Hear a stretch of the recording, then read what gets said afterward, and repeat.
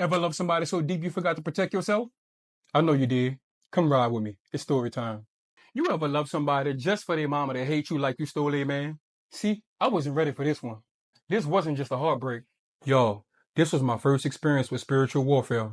And it was wrapped up in a pot of gumbo and passive aggressive text messages. I loved this girl. I saw her light. I wanted to help her shine. But what I didn't realize, her mama was the only person pulling the plug on her lamp. Now let me back this thing up a little bit. I was dating this girl a long time ago, right? Long time ago. Long time ago. This girl I was dating was smart, beautiful, ambitious. The full package, bruh. But she ain't see none of that in herself. You wanna know why? Because from a young age, she was taught to shrink. She didn't have emotional freedom. She didn't have the space to cry, to think, to dream. Shit, just to be. Her mama gave her rules, not reassurance.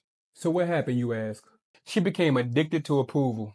Every idea she had to run it through a silent filter in her head like, what will my mama think about this?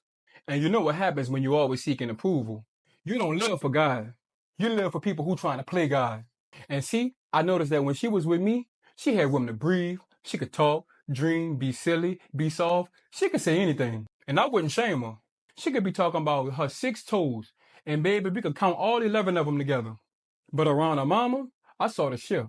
Tense shoulders, silent lips, like she had to become someone just to feel love. And that's when I realized she was never actually free. And if you're never really free, how can you ever love fully? You can't give your heart to someone else when you're still living for somebody else's approval. And then, here comes her mama. Subtle shade turned into full-blown sabotage. She hijacked conversations, second-guessed everything. Bruh, you could see the jealousy plain as day.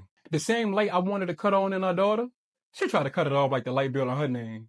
She wanted her daughter to stay small, because her daughter's healing would be her exposure. See, she couldn't handle the fact that I cared more about her daughter's future than she did. She did what manipulators do. She dressed control up as concern and played victim like she ain't wrote the script. Bruh, I'm not kidding. If my girl said she wanted to start a lemonade stand, next week her mama got flyers printed out for a strawberry juice stand. And they gonna ask her daughter, pass them out for me, baby. You gotta be kidding me. Like mother-daughter version of identity theft. She would call her daughter 4, 5, 6 times a day. Then call me too, back to back. And if we ain't answer, she used to guilt trip us when we used to call her back the next day.